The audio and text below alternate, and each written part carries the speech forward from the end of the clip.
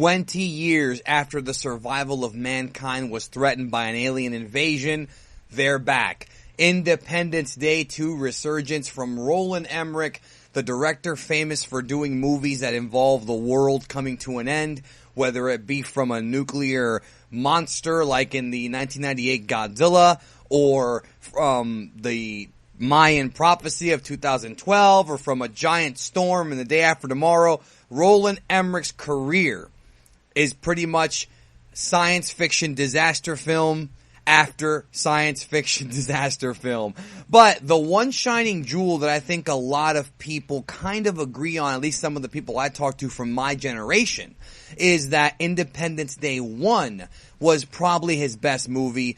Then again, he did also direct Universal Soldier and Stargate, which were, I think, probably a little bit better. But Independence Day was a fun movie. The first one, I mean. But it was also a product of the 90s. So here we have Independence Day 2, 20 years later. And this movie is going to get panned by critics, if it hasn't already been panned. I haven't checked Rotten Tomatoes. I try not to look at reviews for some movies until I go see them myself, because I want to go in with a clear and open mind. And I must say that there are a lot of things in this movie that are very cringeworthy, and a lot of things in this movie that are going to get totally just ripped apart by critics. There are logic holes everywhere. However, I had a good time.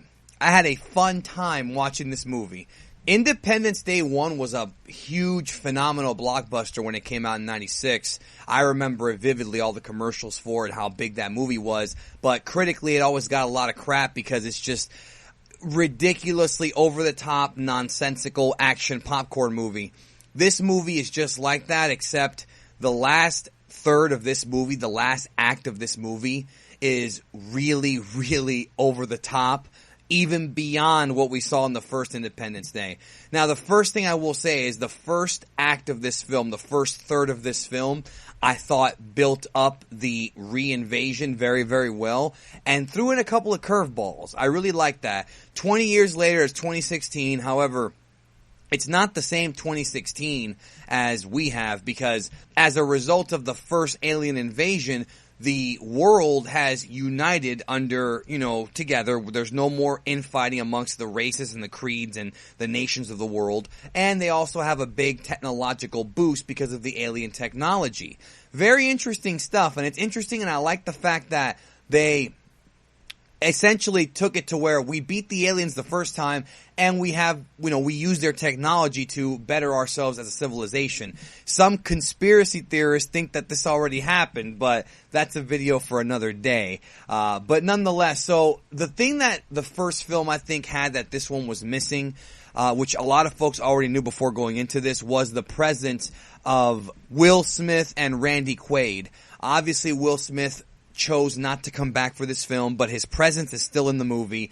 They mention him several times, and one of the main characters is his son. And Randy Quaid, of course, died in the first movie, the crop duster. He sacrificed himself to kill the aliens. But Vivica A. Fox returns. We have Bill Pullman returning as the original president, but he's not the president anymore. He's just kind of a retired old guy. Jeff Goldblum, David Levinson, back, of course, and so is his dad, which I really, really thought was very entertaining. Judd Hirsch reprises his role. Now, I thought, like I said, the first quarter of the film really did a good job, or the first third, of building up the re-invasion. And as the film progressed, we started to learn more and more about these aliens. And actually, there was a pretty good amount of world building in this movie. Actually, I should say universe building. We found out a lot about what's been going on with the aliens before Independence Day 1, and even to this day, to this timeline.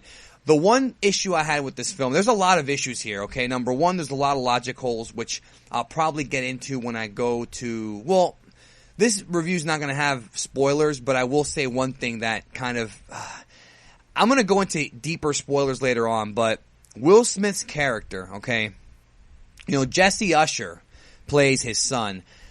I find it kind of funny that Will Smith in the first movie was able to knock out one of these aliens by cracking him in the skull with armor on, and yet Jessie Usher, his son Dylan, can't even knock out Thor's brother in this movie. It's just kind of, why is Will Smith, it's almost as if, like, with Rocky 7, Creed, like what they did with putting over Carl Weathers and doing a big love affair to him. They did that kind of a little bit here with Will Smith's character. The thing about the movie is that I think the film is too derivative, honestly. Everybody in this movie is related to somebody else. Everybody is the son or the daughter of somebody, and they're trying to get revenge for their parents, you know, dying or getting sick or whatever. And it's just a constant theme revisited. And I thought that was a very cheap way of writing it, kind of lazy writing, to where we're supposed to care about these characters purely based on the first film. And that's what I think is going to hurt this movie, is that if you swapped out these characters, if you took out, you know, the characters from the first movie and you made this a standalone film, like a standalone other movie, everything's the same, like the same premise, except you remove all references to Independence Day 1, you will just lose interest. You'll have no interest at all. The characters are pretty one-dimensional. Like I mentioned before when I said Thor's brother, Liam Hemsworth plays Jake Morrison, and it pretty much turns out that his dad or whatever was the fighter pilot who worked with Will Smith and got shot down in the first movie. Again, very derivative stuff. Of course, you know, if you're going to make a sequel that's 20 years later, you should have some of this. Like, it's okay to have, like, Will Smith's kid and the president's kid, but the more the film dragged on, especially with some of the new characters like Rain Lau, you know, they're doing this paternal connection over and over again to build sympathy, and I felt that they did it way too much in this film. It was just way, way too much. As the movie progressed, we found out a little bit more, like, backstory, like I said, about the aliens and what they actually are wanting to do. But by the time you get to the third act, it's too much. It really is too much. It literally becomes a combination of Wild Wild West, another Will Smith movie, Cloverfield mixed with, like, Independence Day 1. It was just, it really does become a train wreck. There's a whole subplot in this movie with Judd Hirsch's character, David's father, and these kids on a bus that was completely like, it was all building up to one big scene in the end, but it was so pointless. They could have totally rewritten the movie and not had that scene in there at all. I feel like the only reason they did it was just to have Judd Hirsch in the movie. Like, there was no reason to have it in there. You could have cut that whole thing out. Just pointless stuff, like literally pointless stuff in the movie, just there for the fans of Independence Day 1. And that's the thing that I want to hammer home with this review, okay? If you love Independence Day 1, if you really like that movie a lot, because I do like that movie, I genuinely enjoy that movie. It's a fun popcorn movie. The way it's shot, the way it's directed, very 90s, very kind of, you know, ominous. But if you like that movie, then this movie, you'll probably enjoy it. But I highly doubt you're going to like it more than the first one. It's missing the charisma that the first one had. Bill Pullman, of course, does a great job in this movie, once again reprising his role as Thomas J. Whitmore, the president, who goes from being this Obi-Wan character in Act 1 to like basically like Luke Skywalker from Jedi in Act 3. And also Brent Spiner comes back as Dr. Brackish Oaken, who did not die. He was just in a coma. And he's even more of a cartoon character in this movie than in the first one. He was used as the plot device in part 1, and in this movie he was, I guess, upgraded to main character role, but nonetheless still a cartoon character, even more so. There's a scene near the end of the movie where something happens to one of his partners who's been taking care of him, and he literally changes character and flips a switch. And that's another problem with this movie, is that every person in this movie becomes an action hero.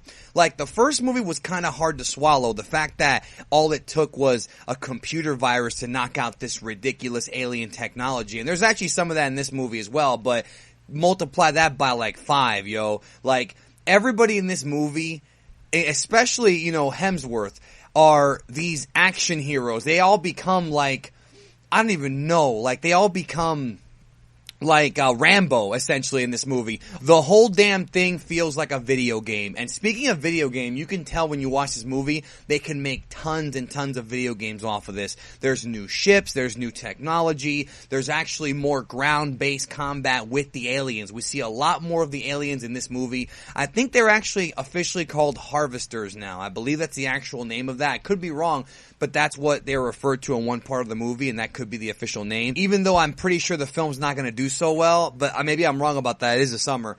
They could still do a lot of games based on it. So, bottom line is this, okay? I'm going to get into the logic holes here in a second when I go into my little spoiler rant, but this movie was thumbs in the middle, honestly. If you're a fan of the first movie, okay, I had fun watching this movie. But if you're not really a big fan of the first one, which I am, and I'm not going to let my fandom for the first one cloud my judgment, it was not a great movie. It was an okay movie. It was a fun movie, but there's way too many logic holes. There's too much superheroism going on. The first movie was very much grounded in reality. With the exception of perhaps a couple of things here and there, it actually kind of made sense. This one was just way too much. Just way too much, alright? So that's it for the non-spoiler portion of the film. Thumbs in the middle. Again, you're a fan of the first one, you'll probably like it. If you're not, skip it. Spoilers, here we go. There's a lot of plot holes in this movie, alright? When the alien ship lands on Earth and harvests itself in the Atlantic Ocean, I'm pretty sure something of that size and weight would have wiped out the entire world. All the population of Earth just like that. And the fact that that Goldblum's dad survived that somehow, I'm not buying it. Also, what about the fact that Oaken was in a 20-year coma and all of a sudden he woke up and he revealed that he had this mystery laser that can cut through technology. And the first thing that happens is they use the laser to cut through and reveal the orb from space. And of course, by the way, this section's for those who have seen the movie. So if you haven't seen the movie, you know what I'm talking about. He cuts through the orb, right? And then the orb is like, "Oh, you're primitive, motherfucker! He just cut through your shit." Like, this guy's had a laser that can cut through alien technology back in '94. Why didn't they use the laser during the first fight?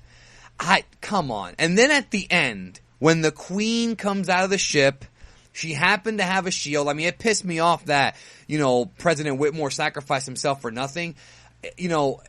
When the Queen comes out and it's just like lunging at people and they had this big scene in the desert, like, it was so like, man, did it bring back bad memories of like Godzilla 98 and and then they have this big formation of ships around her, which reminded me of the scene from Apocalypse X-Men when Magneto's in the middle of nowhere with a bunch of stuff swirling around him. Like, that pissed me off. Also, they knocked out the satellites, right?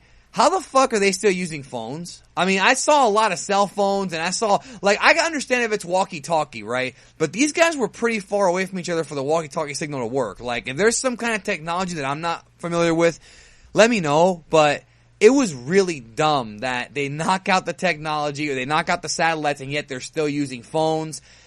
Oh, come on. And again, it's a wacky summer blockbuster, so I don't hate it for this. It's just my brain was disconnected from this. It really was. And then the Queen is like having trouble chasing a school bus, and there's a wacky scene where the school bus is driving away, and oh man, it was just so like, I felt like I was watching a trauma movie at this point. It really came off like that, except with better effects. And that's one thing I will say, is the visual effects did look good. I also like the whole thing where they shot at that alien early in the film, the orb, not knowing that it was actually a friend, not a foe. I really like that. That was kind of cool. Mostly because it kind of shows how human beings are a little too trigger happy and they'll shoot anything without knowing what it is. So, also the fact that so derivative. Like, Jake Morrison, who is Liam Hemsworth, the son of the partner of Will Smith, has a relationship with Patricia Whitmore, which is the little girl, the daughter from the first movie. Just too much. And then she becomes an action hero. Like, it really was a cheesy fucking movie, alright? So unless you're a huge fan of the first one, again, like I said earlier, this is not going to be the movie for you. Popcorn action movie, though. Turn your brain off and you're fine. And yes, there will be a sequel, or well, if this does well, there will be a sequel because they definitely left it off that way at the end. So we're going to take the fight to the aliens next time, which I was kind of expecting, but there you go. Anyways, that's it for my review. Let me know your thoughts down below. Of course, keep in mind that some people down there have not seen the movie yet, so of course, put spoiler in your comment before leaving it. I liked it. I really did have a good time watching it. It's one of those things where I like this movie, but it's because it was fun. It was a fun movie, but it really was missing the heart and the charisma from the two actors I mentioned earlier, Randy Quaid and Will Smith, of the first one. And it really was trying too hard to create that heart artificially, and it didn't work for me. it's like the Roland Emmerich thing where they try to create, he makes these movies where he has these characters and we just don't care about the characters. All we care about is the destruction. And I've never really been a big fan of those kind of movies. The reason why Independence Day 1 I thought was so good is because of the characters. I thought Will Smith was hilarious. Harvey Fierstein, of course, even though he died early in the movie. The characters made those movies great and they were fascinating to watch. But this one just didn't really hit home. Thumbs in the middle, like I said. Thanks for watching. I'll talk to y'all later.